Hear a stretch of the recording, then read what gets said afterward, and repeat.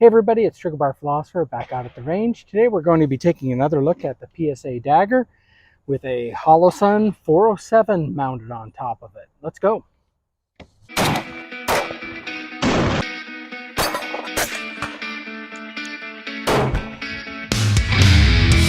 Alright, so let's just take a look at the PSA Dagger. As you can tell, it is clear. There are no rounds in it and is pointed in a safe direction at a private range.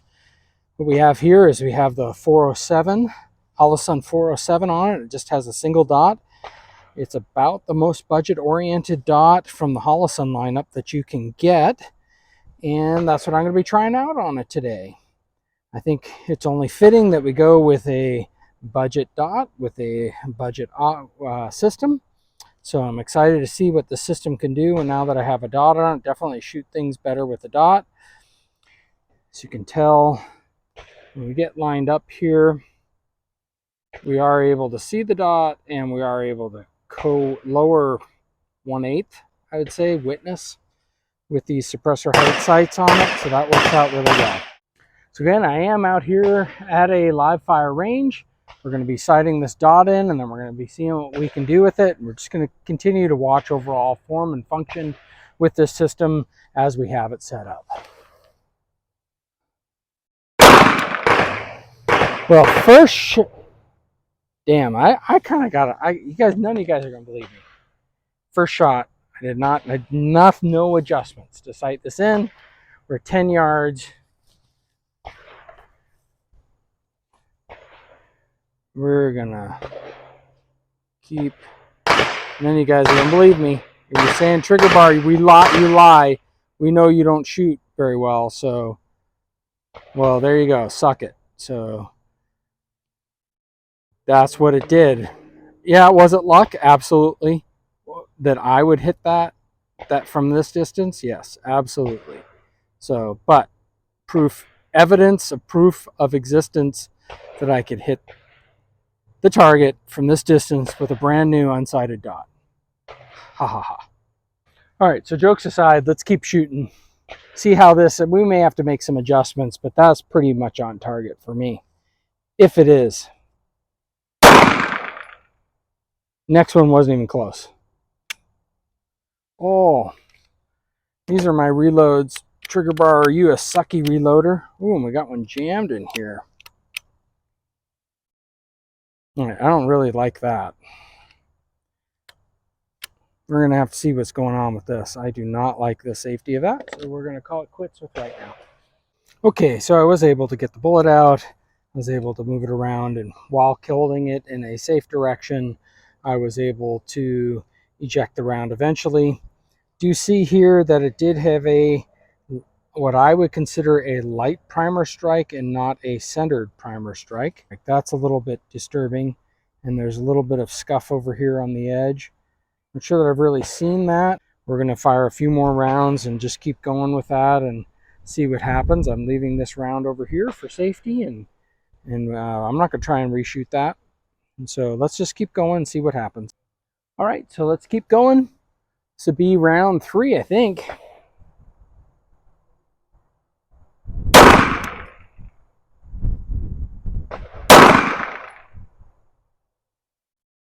And we have dead trigger again. We will continue this video with some other loads, some factory loads, and we'll do some more testing. Let's watch that next. Okay, I do have some more factory rounds loaded up here, and I was able to just kind of look at the gun a little bit more. I found some other ammunition. I was able to shoot the rest of the magazine with that, other than those 2 failures.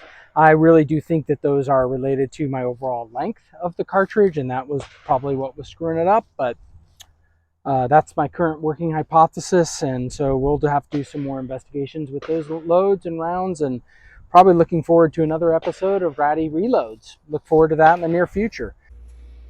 All right, so we are back at the tabletop, and we're just going to check these rounds that had some problems.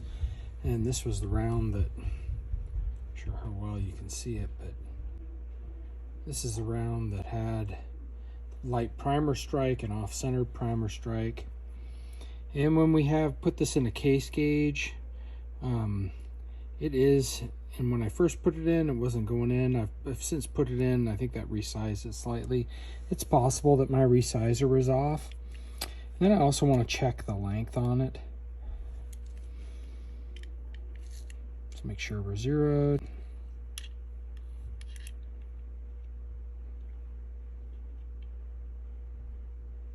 So 1.10. That's a pretty good length. That's, you know, that's above the minimum, and it is below the it's above the minimum.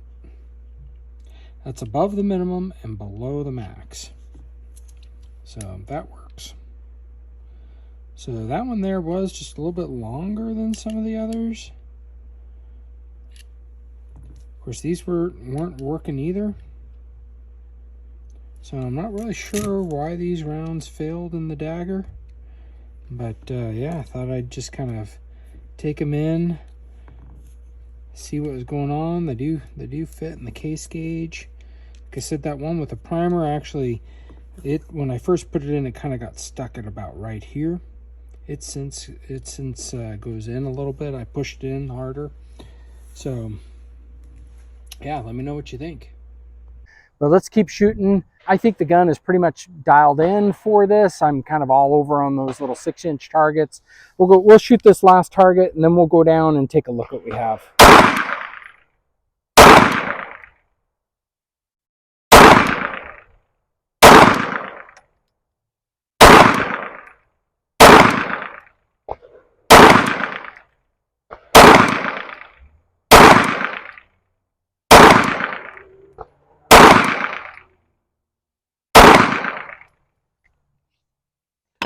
All right, maybe shooting a little bit low. Let's just go down and take a look.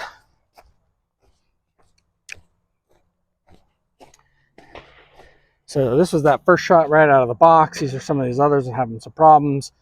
These are when I was shooting the rest of that rounds, and these are the Hornady hollow points that ran without any problems. Always likely, when in doubt, check my reloads is probably the rule of thumb. Interesting thing though, when I did get the thing stuck, in the end what I had to do is I had to use my optic to kind of slam it forward, a la Aaron Cowan on Sage Dynamics when I had the stuck round, and that force was able to put it off. And then these reloads were right after that, or these shots were right after that, and so I really didn't see a movement of zero. And these were just, again, a different type of round, and you can see that from these Hornady. And I do believe these are a bit higher pressure than these other loads here. So these Hornady XTPs, the group moved a little bit lower left. That was not a change in zero. These were shot after smashing it on the table. So I'm pretty happy with the 407. It's a cheaper optic. It's a cheaper gun. Probably just don't cheap out on ammo, especially now when the prices are coming down on 9mm. So let me know what you think of the PSA Dagger. Have you had any problems like this? Please tell me how you do know for a fact that it is my ammo, because that would really help me in deducing what my problem is.